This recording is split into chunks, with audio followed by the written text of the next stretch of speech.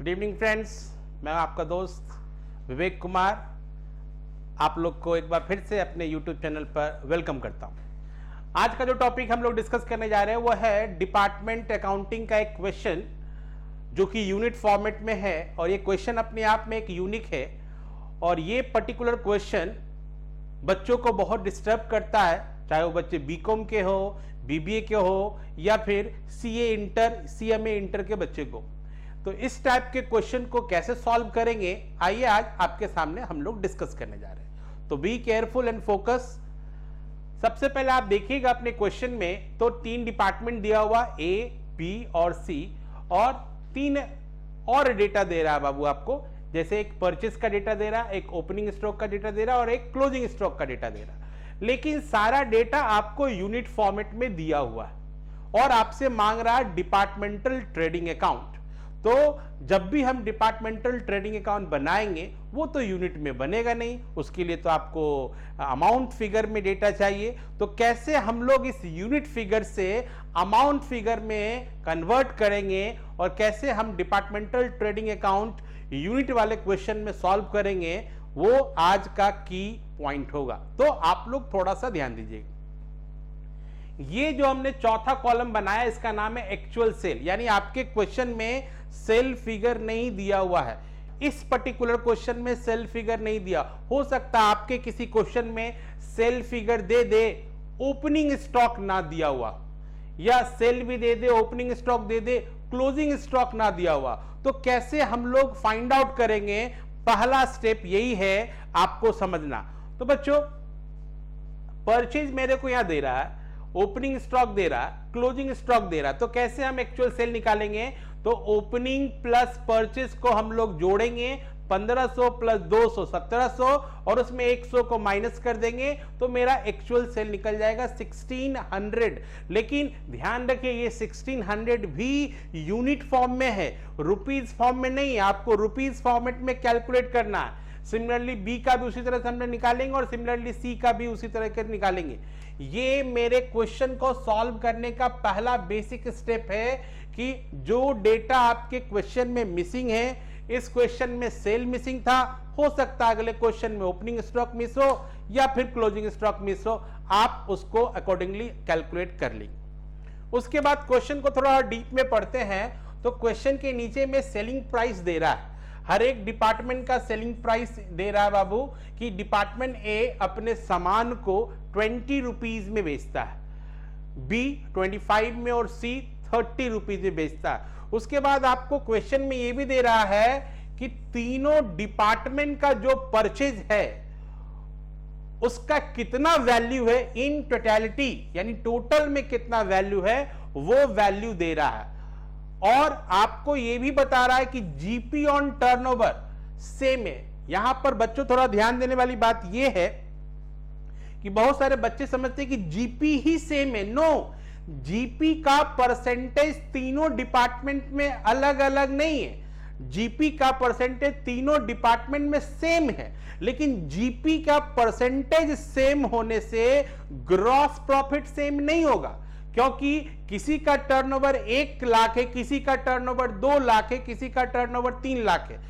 तो अगर जीपी का रेट 20% है तो 1 लाख का 20% निकालेंगे तो 20,000 आएगा, 2 लाख का 20% निकालेंगे तो 40,000 आएगा। देखिए ग्रॉस प्रॉफिट अमाउंट में अलग अलग आ गया, लेकिन परसेंटेज में दोनों तो सेम था। इसलिए आप लोग से रिक्वेस्ट है कि क्वेश्चन को ढंग से ध्यान से देखें कि वहां पर GP on turnover is same लिखा हुआ, मतलब जीपी का जो परसेंटेज है वो टर्नओवर पर सेम है, लेकिन ग्रॉस प्रॉफिट अगर हम अमाउंट में निकालने जाएंगे तो वो डिफर हो सकता है। तो कैसे अब निकालेंगे? तो सबसे पहले हम लोग निकालेंगे जीपी कैसे निकलेगा।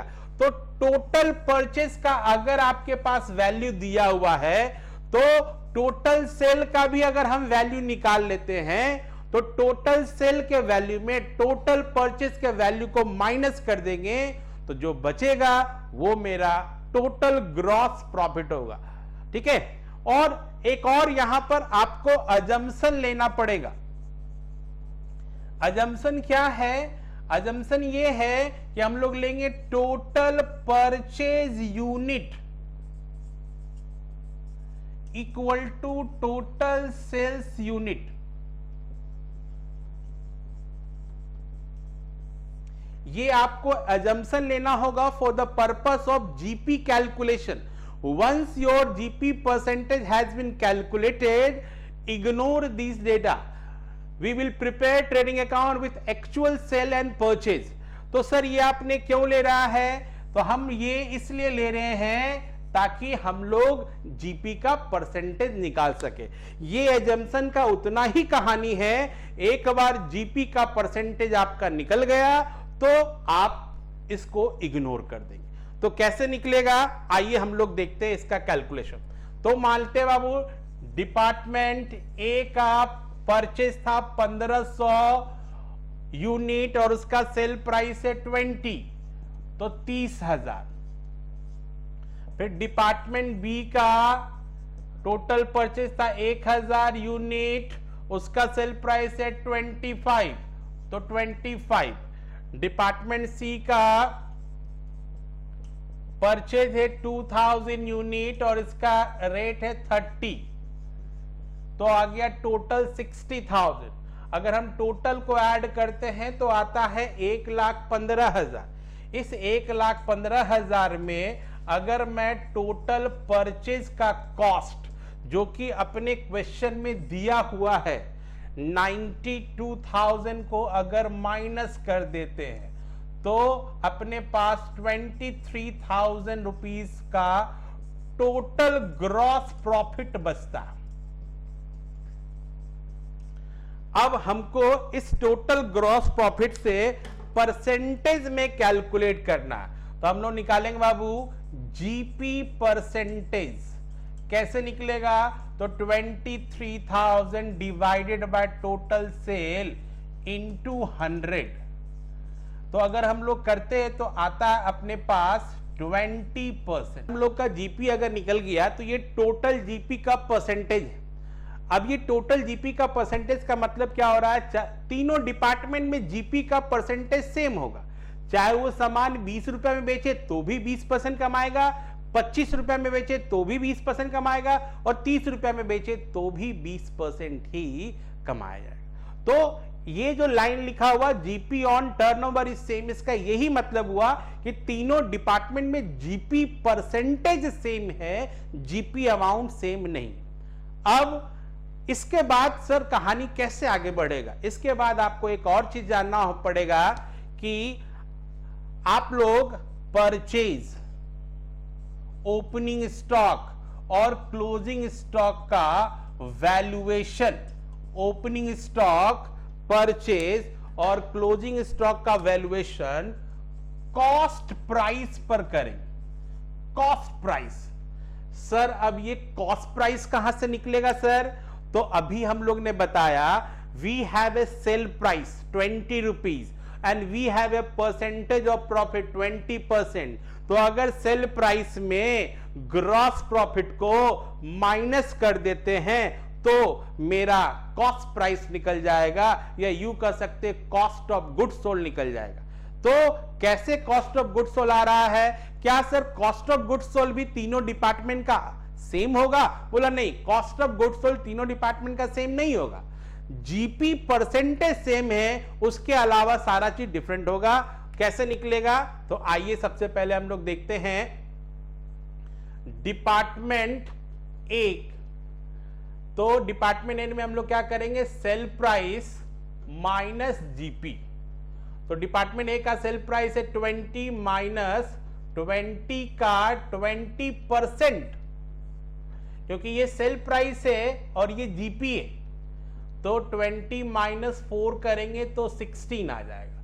ये डिपार्टमेंट ए का कहानी हो गया। उसी तरीके से डिपार्टमेंट बी का कहानी निकालेंगे, सेल प्राइस माइनस जीपी। तो 25 माइनस 25 का 20%, तो 25 माइनस 5 इक्वल टू 20। उसी तरीके से डिपार्टमेंट सी का भी हम लोग कैलकुलेट करेंगे, तो 30 माइनस 30 का 20%, तो 30 माइनस 4, 30 माइनस 6 इक्वल टू 24। ये देखिए बच्चों, सारे डिपार्टमेंट का अलग अलग सेल प्राइस निकल चुका है, सारे डिपार्टमेंट का अलग अलग कॉस्ट प्राइस निकल चुका है। अब अपने को करना क्या है, इस सारा डेटा को लेकर के हम लोग ट्रेडिंग अकाउंट बनाएंगे। तो कैसे ट्रेडिंग अकाउंट बनाएंगे, उसके लिए तो अपने को डेटा चाहिए। ओपनिंग स्टॉक का क्या वैल्यू होगा, क्लोजिंग स्टॉक का क्या वैल्यू होगा, परचेज का क्या वैल्यू होगा। तो अब हम लोग आराम से वैल्यू निकालेंगे। चलिए सबसे पहले हम लोग निकालते हैं ओपनिंग स्टॉक। ओपनिंग स्टॉक का मान लीजिए ए का ओपनिंग स्टॉक दिया हुआ कितना है 200, तो 200 को हम लोग अगर मल्टीप्लाई करेंगे, ए का कॉस्ट कितना निकला था, ए का कॉस्ट निकला था 16, इसका मतलब 3200। बी का निकल जाएगा सर 300 इंटू बी का कॉस्ट कितना है 20, तो 6000। सी का सर 150 इंटू 24, 150 इंटू 24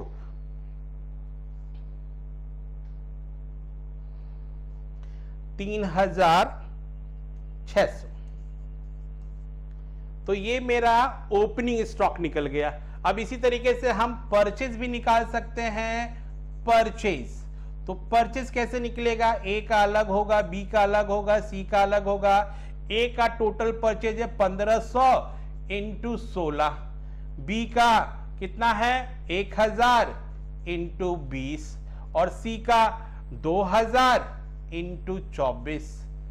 तो इस हिसाब से देखते हैं तो इसका आ जाता है 20,000, इसका आ जाता है 48,000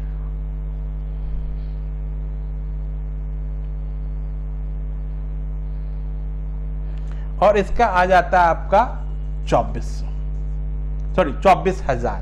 तो ये ओपनिंग स्टॉक निकल गया, ये परचेज निकल गया। अब इसी हिसाब से हम लोग क्या निकालेंगे, क्लोजिंग स्टॉक निकालेंगे। तो क्लोजिंग स्टॉक भी ए का अलग होगा, बी का अलग होगा, सी का अलग होगा। तो ए का क्लोजिंग स्टॉक देखिए कितना है 100, बी का क्लोजिंग स्टॉक कितना है 160 एंड सी का क्लोजिंग स्टॉक कितना है 200। रेट आपको पता है 16, 20 और 24। तो क्लोजिंग स्टॉक हो जाएगा 1600, 3200 और 4800। ये आपका निकल गया क्लोजिंग स्टॉक। अब आपको निकालना है सेल प्राइस। तो याद रखिएगा बाबू, यहां पर ये जो अजम्पशन लिया था कि टोटल परचेज बराबर टोटल सेल, ये जीपी कैलकुलेशन के लिए लिया था। एक बार जीपी कैलकुलेट हो चुका है तो हम लोग सारा डेटा एक्चुअल से लेंगे। तो एक्चुअल सेल में चलते हम लोग, तो 1600 इंटू सेल प्राइस 20, उसके बाद 1140 इंटू 25, उसके बाद 1950 इंटू 30। देखते हैं बाबू, तो 32,000 ये आता है, 28,500 ये आता है और 58,500 ये आता है। देखिए बच्चों, ट्रेडिंग अकाउंट में यही 4 कंपोनेंट का जरूरत पड़ता है। We have a opening stock, we have a purchase, we have a closing stock और वी हैव ए सेल। अब इसके मदद से हम लोग एक आरामदायक ट्रेडिंग अकाउंट बना सकते हैं। तो सारा कैलकुलेशन हम लोग कर चुके हैं। अब इस कैलकुलेशन से, यानी ओपनिंग स्टॉक का वैल्यू अपने पास है, परचेज का, सेल का और क्लोजिंग स्टॉक का वैल्यू अपने पास है। अब हम इस ट्रेडिंग अकाउंट के फॉर्मेट में चुपचाप डेटा को पुट कर रहे हैं, जैसे टू ओपनिंग स्टॉक। तो अब देखिए यहां पर ओपनिंग स्टॉक हम लोग यूनिट में नहीं बना रहे, अमाउंट में बना रहे हैं। तो ओपनिंग स्टॉक का ये सारा फिगर हम लोग को लेना है। तो ए में 3200, बी में 6000 एंड सी में 3600। सिमिलरली टू परचेज, तो परचेज का भी हम लोग वर्किंग नोट ऑलरेडी निकाल चुके हैं। तो पहले में आ रहा है 24,000, दूसरे में आ रहा है 20,000 और तीसरे में आ रहा है 48,000। उसके बाद हम लोग यहाँ पर सेल फिगर देखेंगे। हमने बताया, थोड़ा ध्यान देना बाबू, सेल में ओरिजिनल सेल लेना है, जो कि यहाँ पर अपने दे रहा है 32,000, 28,500 और 58,500। उसके बाद बाय क्लोजिंग स्टॉक दिखाएंगे हम लोग। तो क्लोजिंग स्टॉक में अपने पास आ रहा है 1600, 3200 और 4800। इसके बाद हम लोग क्या करेंगे, सारे ट्रेडिंग अकाउंट को प्लस माइनस करेंगे। 33,600, ये 31,700 और ये 63,300, ये टोटल आ गया। इधर भी हम लोग उतना ही फिगर लिखेंगे, 33,600, 31,700 और 63,300। अब हम लोग यहाँ पर 2GP कैलकुलेट करेंगे। तो अपना GP आ रहा है 6,400, दूसरा आ रहा है 5,700 और तीसरा का आ रहा है 11,700। इस तरीके से जो GP निकला है ये मेरा डिपार्टमेंटल GP है। अब हम इस GP को क्रॉस वेरीफाई भी कर सकते हैं। क्रॉस वेरीफाई कैसे करेंगे? क्रॉस वेरीफाई तो GP का परसेंटेज कितना था? GP का परसेंटेज हम लोग निकाले थे 20%, यानी 20% ऑन सेल। हर एक डिपार्टमेंट का जितना भी सेल होगा उसका अगर हम 20% निकालते हैं तो इसके बराबर आना चाहिए। तो देखिए इस डिपार्टमेंट का सेल कितना है? 32,000। 32,000 का डायरेक्टली हम 20% निकालते हैं तो कितना आता है? 6,400, जो कि आपको यहां से मैच कर रहा है। उसके बाद देखिए बाबू इस डिपार्टमेंट का सेल कितना है? 28,500 का हम 20% निकालते हैं तो आएगा 5,700, जो कि इस डिपार्टमेंट का भी आपके पास क्रॉस वेरीफाई हो गया। तीसरा सेल आपका कितना? 58,500, तो उसका भी हम लोग अगर 20% निकालते हैं तो अपने पास आता है 11,700। तो इस डिपार्टमेंट का भी प्रॉफिट 11,700 आ गया। इसका मतलब हमने ट्रेडिंग अकाउंट भी बना दिया और हमने अपने आंसर को खुद से वेरीफाई कर दिया। इट मींस हमने जो ये क्वेश्चन बनाया है ये पूरी तरीके से सही, सटीक, with calculation and all the working note तरीके से बनाया है। तो अगर आप इस तरीके से अपने क्वेश्चन को हैंडल करते हैं, एग्जाम में इस तरीके का प्रेजेंटेशन देकर बनाते हैं, तो बिल्कुल आपको सही सही अच्छे मार्क्स एग्जाम में मिलेंगे। उम्मीद करता हूं आज का ये इंटरेस्टिंग डिपार्टमेंटल क्वेश्चन आप लोग को क्लियर हो चुका होगा।